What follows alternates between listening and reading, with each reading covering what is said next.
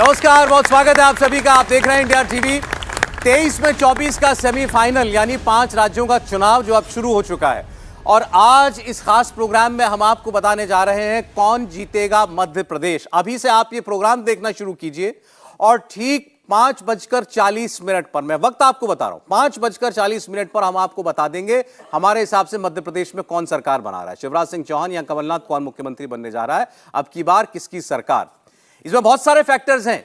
क्या जाति चलेगी, धर्म चलेगा, अभी इजराइल और गाजा की लड़ाई चल रही है हमास की, क्या उसके नाम पर वोट पड़ जाएंगे, शिवराज का काम बोलेगा या वोटर कमलनाथ की गारंटी पर यकीन करेगा। बहुत सारी गारंटी चल रही है, 500 में सिलेंडर, 1500 रुपया महीना खाते में, या सरकार की लाडली बहना भैया शिवराज की नैया पार लगा देंगी। जाति गणना का दाव बीजेपी को कहीं भंवर में तो नहीं फंसा देगा। राहुल गांधी बार बार जाति गणना, जातिगत जनगणना कह रहे हैं। तो आइए हम शुरू करते हैं आज के सबसे पॉलिटिकली हॉट प्रदेश से, मध्य प्रदेश का ओपिनियन पोल आपके सामने आज हम रखने जा रहे हैं। मालवा, निमाड़, बघेलखंड, भोपाल, चंबल, महाकौशल, ये सारे क्षेत्र हैं मध्य प्रदेश के।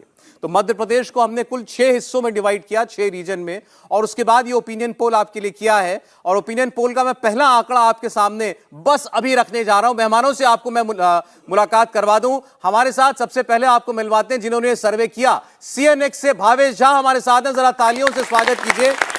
भावेश की टीम ने यह सर्वे किया है और आज आपको पता चल जाएगा कि उनके सर्वे में क्या आया। क्या शिवराज सिंह चौहान 17 बरस मुख्यमंत्री बनने के बाद एक बार फिर और 5 साल अपने लिए कमा सकते हैं, या बस यहीं तक था उनके हिस्से में मध्य प्रदेश पर शासन करना, अब बारी किसी और की। भावेश के अलावा हमारे साथ स्टूडियो में मौजूद हैं एक और ऐसे शख्स जो इस डेटा की साइंस को, सर्वे की साइंस को बहुत अच्छे से न समझते हैं केवल, बल्कि पढ़ाते भी हैं। प्रोफेसर संजय कुमार हमारे साथ CADS से हैं। प्रोफेसर, बहुत स्वागत है आपका भी।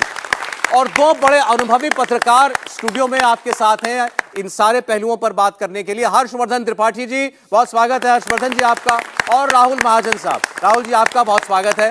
तो आइए शुरुआत करते हैं सीधे अब मध्य प्रदेश के मालवा क्षेत्र से। आपके सामने ओपिनियन पोल शुरू हो रहा है मध्य प्रदेश का। अब ये जो मालवा का क्षेत्र है, इसे मध्य प्रदेश का प्राण कहा जाता है। विधानसभा की 46 सीटें मालवा में आती हैं और मध्य प्रदेश में हिंदुत्व की भी अगर आप बात कर लें तो यही सबसे बड़ा केंद्र है। महाकाल की नगरी उज्जैन मालवा में है।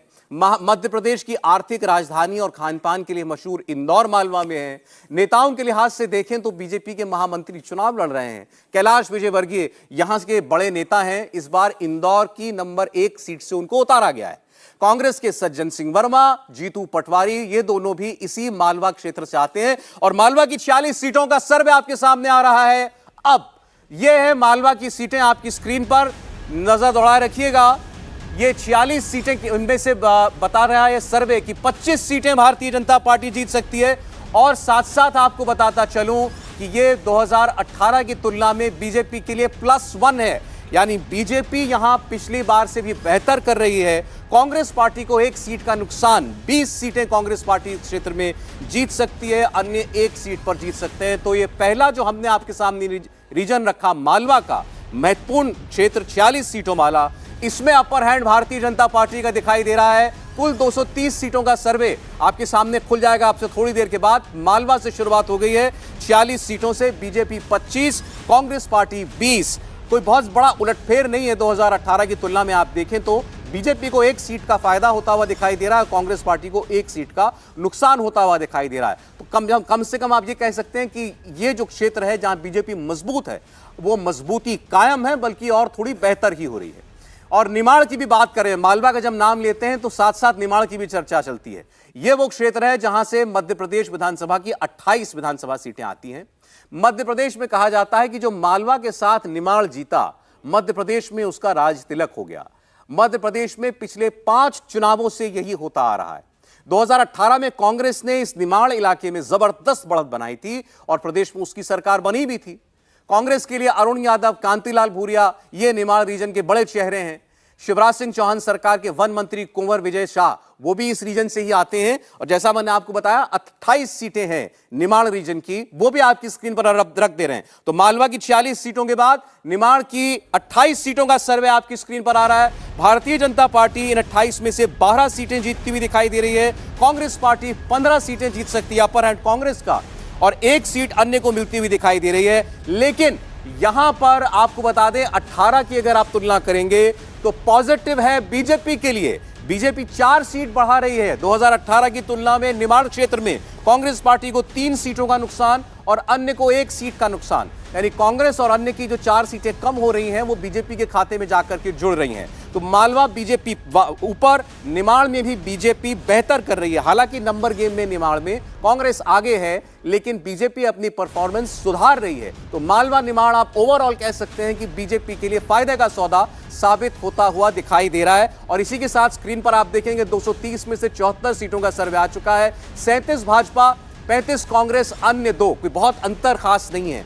अभी ज्यादातर विश्लेषक भी आपको यही बता रहे होंगे कि बहुत कांटे की टक्कर है। तो मालवा निमाड़ भी कम से कम यही बता रहा है कि टक्कर तो कांटे की दिखाई दे रही है, लेकिन एक एज जो है इस क्षेत्र में भारतीय जनता पार्टी के लिए दिखाई दे रहा है साफ साफ। इस क्षेत्र की और डिटेलिंग आपके लिए भावेश करेंगे। भावेश, देखिए, मालवा निवार में जो सबसे बड़ी फैक्टर जो दिख रहा है, देखिए आप 2018 चुनाव आपको याद होगा, 2018 में पहले इस क्षेत्र की जो हम सोशल बैकग्राउंड है उसको समझिए। इसमें 22 शेड्यूल ट्राइब सीटें आती है।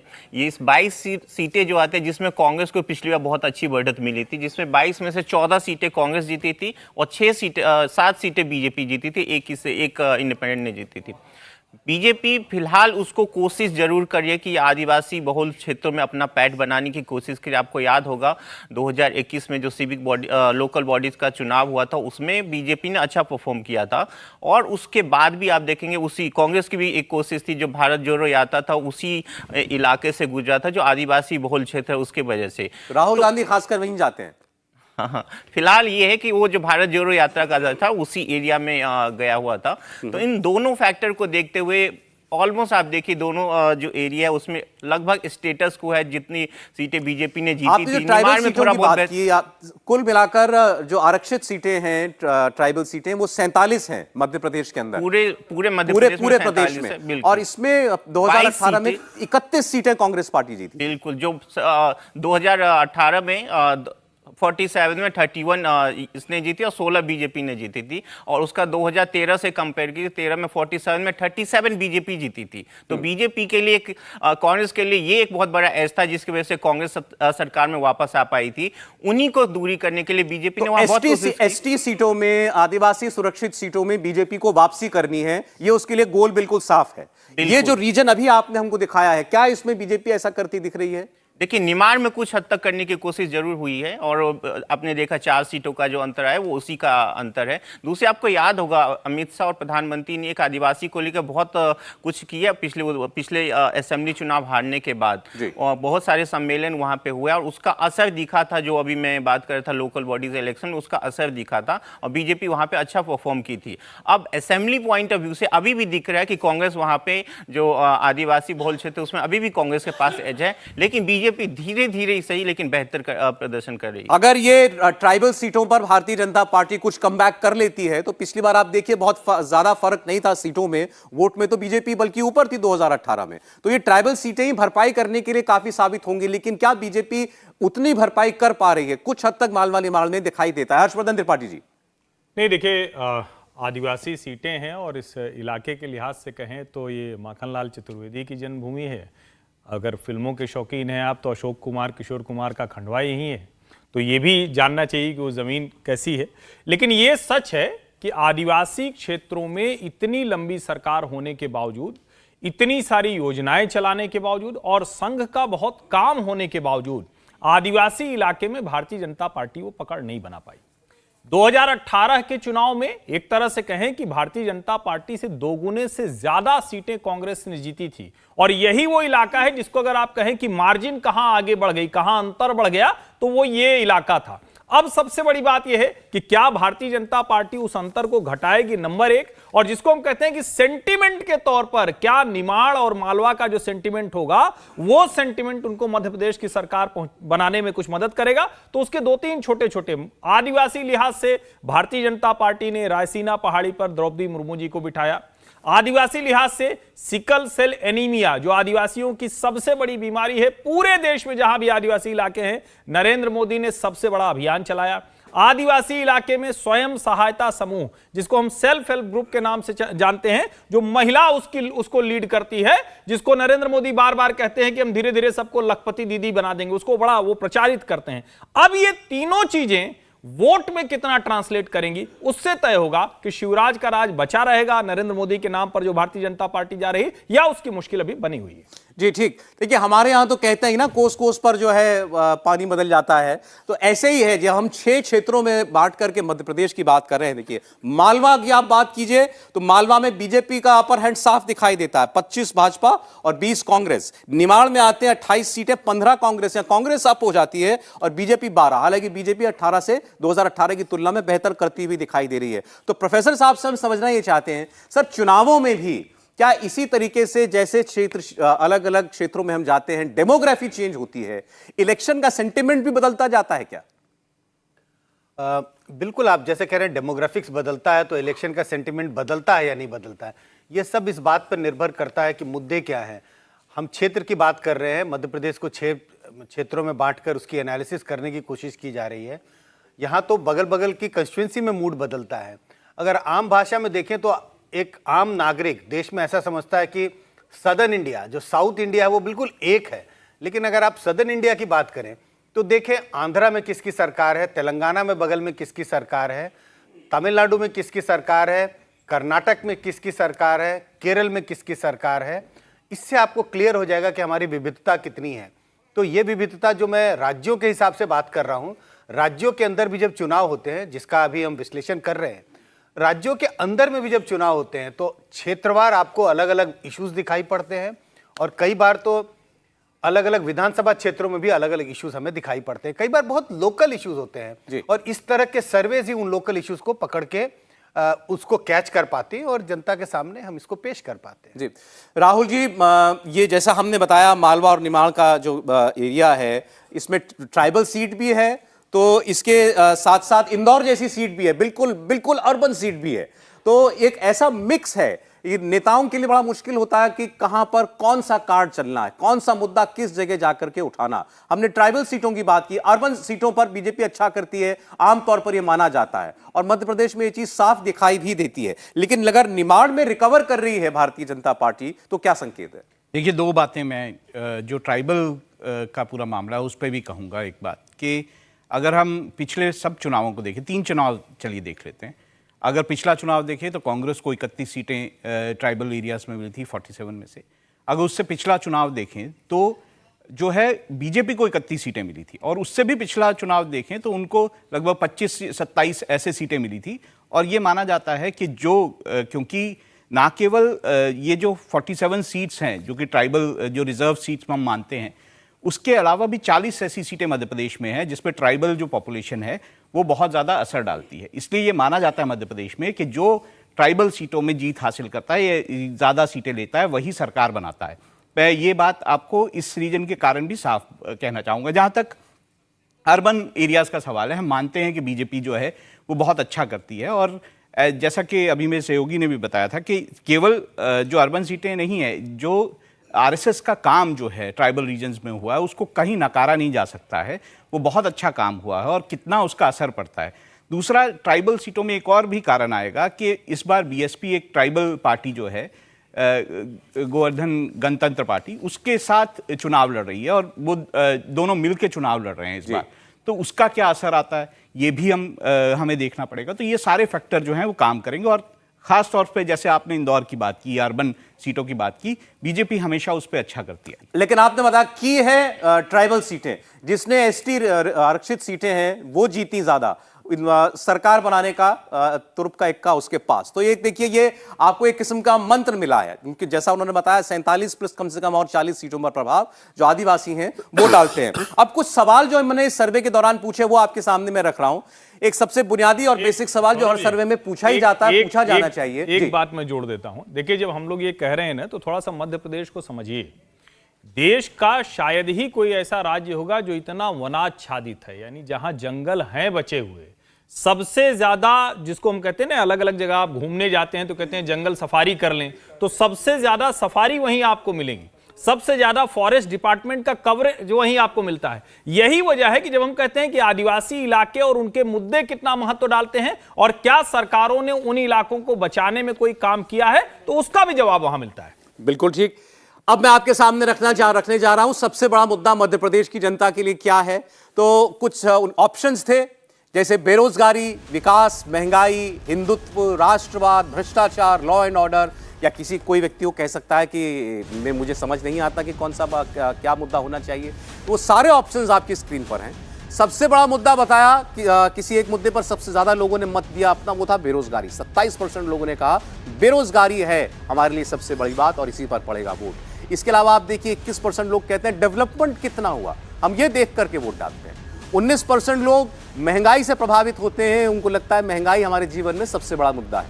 हिंदुत्व एक बड़ा फैक्टर है और राहुल गांधी को अभी आप सुन रहे होंगे ना, बार बार कहते हैं कि बीजेपी कहती है मध्य प्रदेश हमारी हिंदुत्व की लेबोरेटरी है, तो इसी लेबोरेटरी में इस बार हम बदलाव करके आपको दिखाएंगे। 15% लोग मानते हैं मध्य प्रदेश के कि नहीं, हम हिंदुत्व के साथ जुड़े हुए हैं। आप समझ सकते हैं कि सीधा सीधा भारतीय जनता पार्टी का कोर वोट बैंक है। राष्ट्रवाद यानी नेशनलिज्म, 3% लोग इस पर समझते हैं कि ये वोट करने का नजरिया होना चाहिए। भ्रष्टाचार 7% लोगों के लिए महत्वपूर्ण मुद्दा है। लॉ एंड ऑर्डर 5% लोगों के लिए। तो महंगाई, इसके अलावा विकास और बेरोजगारी, ये 3 बड़े मुद्दे, साथ साथ हिंदुत्व को भी जोड़ दिए, 4 बड़े फैक्टर। अब इन्हीं मुद्दों पर मुख्यमंत्री का काम आपको कैसा लगा? 17 साल शिवराज सिंह चौहान वहां मुख्यमंत्री हैं, 17 साल से लगातार, बीच में 15 महीने का गैप आ गया था जब कमलनाथ मुख्यमंत्री बने थे। नहीं तो आप 2005 से लेकर के अब 2023 तक अनवरत निरंतर शासन रहा शिवराज सिंह चौहान का। तो देखिए, इतने लंबे काल के बावजूद 47% लोग कहते हैं शानदार काम है शिवराज सिंह चौहान का, 47%। और ये तो अपने आप में उनके लिए एक बहुत बड़ी बधाई की बात है कि भाई अगर 17 साल मुख्यमंत्री रहने के बाद लगभग आधी आबादी आपको मानती है कि आपने शानदार काम किया है। 12% लोग कहते हैं औसत काम था शिवराज सिंह चौहान का, उनकी सरकार का, और खराब काम किया शिवराज सिंह चौहान ने अपने इस पूरे कार्यकाल में, ऐसा कहने वाले 41% लोग हैं। लेकिन इसमें अगर आप जो शानदार कह रहे हैं और जो एवरेज कह रहे हैं कि काम ठीक ठाक था, उनकी तुलना अगर आप उनको जोड़ दें तो ये 60% के ऊपर जाता है। तो ये शिवराज सिंह चौहान के लिए एक बड़ी उपलब्धि मानी जानी चाहिए। अब शिवराज सिंह चौहान की इस सरकार में पिछले जून महीने से, इसी जून महीने से एक स्कीम चल रही है और उनको लगता है कि ये गेम चेंजर स्कीम है। इसका नाम है लाडली बहना योजना।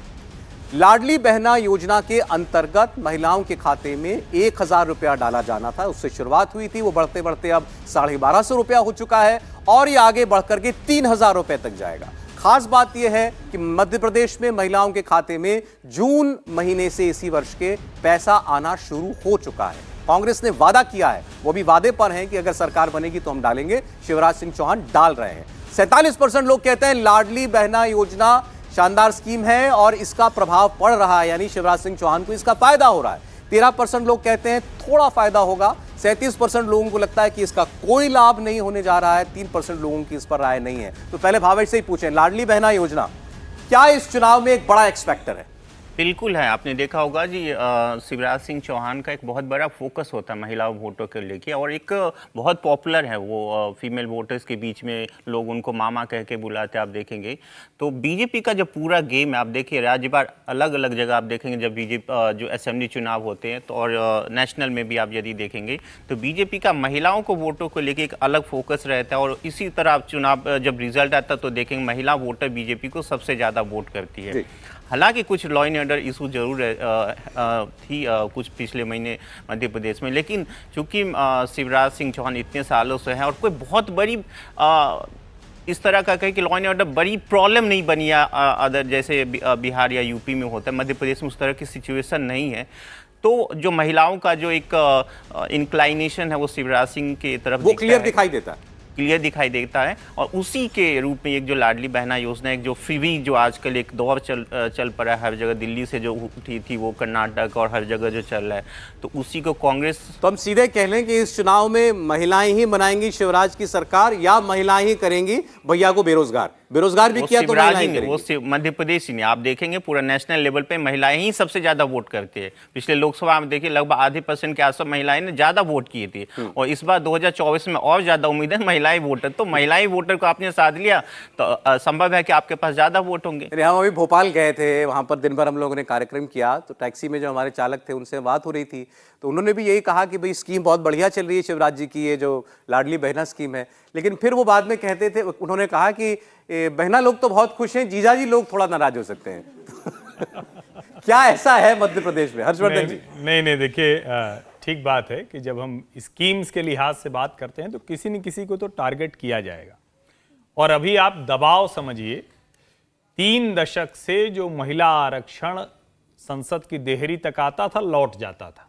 इस बार वो ससम्मान स्थापित हो गया, विरोध कोई नहीं कर पाया ओवैसी जी को छोड़कर, और स्थिति ये कि हर कोई कह रहा है कि भाई हम लेके आए, हम लेके आए, हम लेके आए। यानी महिलाओं का दबाव घर में पहले सिर्फ एक एक घर में होता था, अब देश के हर नेता पर है दबाव। तो ये सुखद संकेत है, मेरा ये मानना है, राजनीति के लिए सुखद है, समाज के लिए सुखद है। लाडली बहना की जहां तक बात है, निश्चित तौर पर वो गेम चेंजर है। शिवराज सिंह चौहान डिलीवरी वाले चीफ मिनिस्टर के तौर पर देखे जाते हैं, और मैं इधर आश्चर्यचकित होता हूं कि वो अपनी एक बड़ी स्कीम को क्यों उस तरह से प्रचारित नहीं करते। एक महिला, वैसे ही उन्होंने फार्मर्स कॉन्स्टिट्यूएंसी पकड़ी थी, मैं नहीं जानता हूं कि भावेश जी के सर्वे में वो कहीं निकल कर आया है कि नहीं। सबसे ज्यादा एफपीओ वही है, सबसे ज्यादा किसानों को लाभ वहीं मिलता है, सबसे लंबे समय तक, करीब 10 वर्ष तक 10% के ऊपर की तरक्की की रफ्तार किसानों को रही। पहली बार बाजार भाव और जो मिल रहा है उसके बीच का अंतर, भावांतर योजना वो लेकर आए। तो महिला और किसान, मुझे लगता है कि शिवराज सिंह चौहान के लिए इसको कह सकते हैं ना कि बेस्ट बेट यही दोनों है, और ये चुनाव किसान भी आप जीतेंगे तो यही दोनों। किसान भी आप मानते हैं, किसान भी मैं मानता हूं, पॉजिटिव इधर शिवराज के खाते में आना चाहिए। अच्छा ठीक है, एक ब्रेक पर जाने से पहले लेकिन ये महिला वोटर के मुद्दे पर एक राय प्रोफेसर साहब की जरूर लेना चाहते हैं। सर देखिए, हमारे यहाँ तो कुछ वर्ष पहले तक ये माना जाता था कि घर में जो घर का जो बड़ा है पुरुष ही होता है, वो जो घर के प्रधान ने कह दिया भाई यहाँ वोट डालना है, सब लोग उधर जाकर के वोट डाल देते हैं। तो महिलाओं की अपनी कोई अलग राय होगी, ये हमारे देश में कुछ लोग नहीं मानते थे। क्या वो ट्रेंड पूरी तरीके से बदल चुका है? महिलाएं वोट भी ज्यादा करती हैं और जिसका जो मन आता है उसको वोट करती हैं। आपने कहा पूरी तरह से बदल गया, और पूरी पर आपका बहुत जोर था जी। मैं पूरी आपके सेंटेंस से सिर्फ पूरी को हटा दूं और आपसे सहमत हो जाऊंगा। बदल रहा है। अगर हम 2004 से लेकर 2019 तक के चुनाव को देखें और तमाम विधानसभा के चुनाव के नतीजों को देखें और अगर उसका विश्लेषण करें, विश्लेषण हमारे सर्वे के आधार पर, हमें लगता है कि साफ दिखाई पड़ता है आज ज़्यादा संख्या में महिलाएं पहले की तुलना में स्वयं अपना निर्णय ले रही हैं वोट देने का कि उन्हें किस पार्टी को या किस उम्मीदवार को वोट देना है। अभी भी सफ़र लंबा है, अभी भी तकरीबन अगर राष्ट्रीय स्तर पर देखें तो 56-57% महिलाएं कहती हैं कि हमने अपना निर्णय स्वयं लिया। 40% महिलाएं कहती हैं कि नहीं, अभी भी हम डिपेंडेंट हैं, अभी भी हम राय मशविरा करते हैं अपने मेल फैमिली मेम्बर से, और कुछ कहते हैं कि जब पता नहीं जी दे दिया आप वोट। तो सफ़र लंबा है लेकिन पॉजिटिव डायरेक्शन में मूव किया हुआ है। जी देखिए, अभी तक हमने आपके सामने मालवा निमाड़ की सीटों का सर्वे रखा है, 74 सीटों का सर्वे, जिसमें 37 पर भारतीय जनता पार्टी हमारे मुताबिक आगे है, जीत सकती है, और 35 सीटों पर कांग्रेस पार्टी जीत सकती है। आगे हम बात करेंगे बघेलखंड की, यह भी एक बड़ा क्षेत्र है, 51 सीटें यहां पर हैं, और पिछली बार भारतीय जनता पार्टी ने इस क्षेत्र में बहुत अच्छी परफॉर्मेंस दी थी। क्या वो इस बार इसे बरकरार रख पा रही है, या यहां पर कमबैक कांग्रेस पार्टी कर सकती है? और जो क्षेत्र हैं उनकी लगातार बात होगी। आप लगातार देख रहे हैं इंडिया टीवी CNX का सर्वे, मध्य प्रदेश में किसकी बनेगी सरकार। इंडिया टीवी हर वक्त हर जगह डाउनलोड करने के लिए सर्च करें India TV news Google play store या ऐप स्टोर पर।